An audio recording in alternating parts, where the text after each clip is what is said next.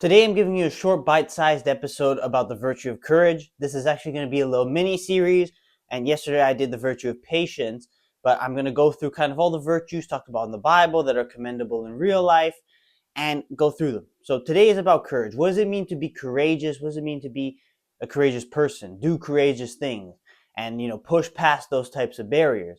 What does that mean? Well, to be courageous is basically to, do what you need to do despite the circumstances. When it's scary, when it's dangerous, when it's difficult, when you're in a moment of fear, you have to push through that fear to get it done anyway. You think about the greatest moments of courage, firefighters running into a burning building to save the people that are in there, that are trapped in there, the children that are trapped in there. That is courage. Courage at the highest level. Jesus Christ dying on the cross, being punished in the worst way possible because he knows that it's for the forgiveness of sins. That's the courage. The courage to be that person that's that sacrifice. If someone breaks into your house, tries to steal stuff, are you going to be a coward? And cowardice is the opposite of courage, and I can get into that, but are you going to be a coward, or are you going to be the type of person that actually goes and fights and defends your house, defends your family, right? That's what separates the good from the great, the honorable men from the cowards. And you know what cowardice is? It's the opposite of courage. It's basically when you have a moment of fear, when there's a dangerous situation, you kind of like hide. Basically, you hide, or you try and avoid it, or you pretend like you're going to do something but you don't really. In those types of moments, that's where cowardice is. It can be the difference between life and death at times. Being courageous versus being cowardly. It can be the difference, man, because the world is not a good place. Unfortunately, there's a lot of evil. There's a lot of misery, a lot of terror, and you have to be courageous because you got to fight. You got to fight for what's right, and it's courage that allows you to fight for what's right. It is the courage that allows you to spread the word of God even in the worst circumstances. For example, right? And it's courage that pushes you to the next level. It's a level of respect and honor as a man. If when things are dangerous, right? When your life is at on the line, or your life is at stake, or even lower level, all your entire belief and ideology is at stake, and you have to be there to defend your honor. You have to show up. You have to show up with every ounce of your being to do exactly that. To defend your honor, to defend the stakes, and defend your opinions, and defend yourself, and defend your family. That's what it means to be courageous. And I've given a couple of, bigger, more extreme examples of what courage means, because it's important to just illustrate this whole idea, like fear, danger, stuff like that. Big things that are threatening you, whether it be your actual life, or things about you that are being threatened. And you have to stand up to fight against it. That's really what the essence of courage is.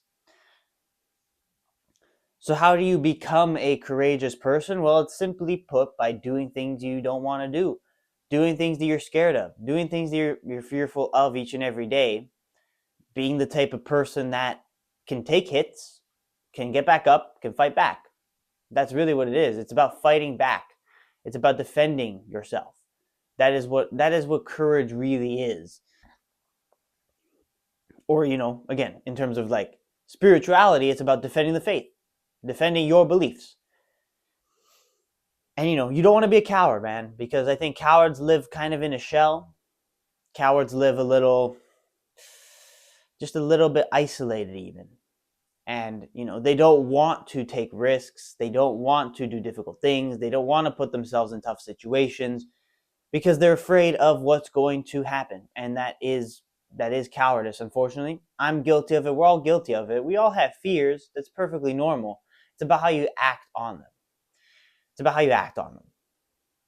So that's the best way to train courage. Whenever you're fearful about something, whenever something is very hard for you to kind of grasp and overwhelming for you, you have to still push through it, do it, get that thing done.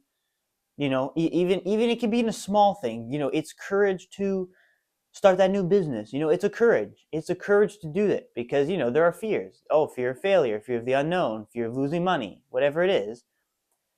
It's a courage to be like, you know what? I'm just going to do it anyway. Because if it doesn't work out, it's okay. But at least I've learned something and I grow from it. That's a courage. That is a version of courage. Smaller, not like life on the line stake type of thing, but it's a smaller version of courage, but it is still courage in and of itself, which is super important. Like, you got to understand that, yeah, courage can be something smaller too. It doesn't have to be like this huge, grandiose, like defend your life, defend your family, although that's a huge part of it.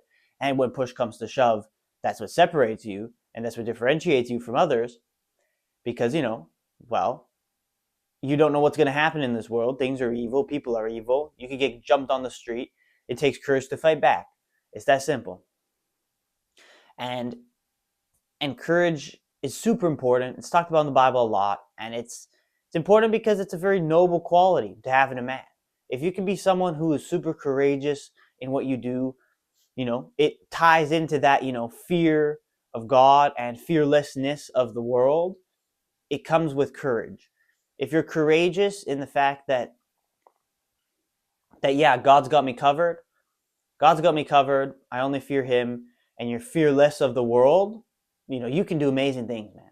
You can do truly amazing things with that power. And it's something truly amazing.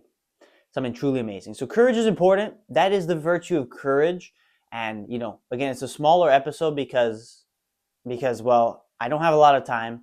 And honestly, these virtues, it's a good series to have because, not only am I teaching you something important, teaching you, like, breaking it down, what it truly means, it also, isn't a little bit more of a bite-sized episode, maybe more digestible, maybe more, more easier for you to view, for you to watch, for you to consume, and easier for me to make because I'm in a rush. I have to get out. I have a job. I have stuff to do, right? Of course. That's the thing. I will stop complaining and talking about that. So that's courage. That is the virtue of courage. It's very simple, very, very easy to understand, hard to put in practice, of course.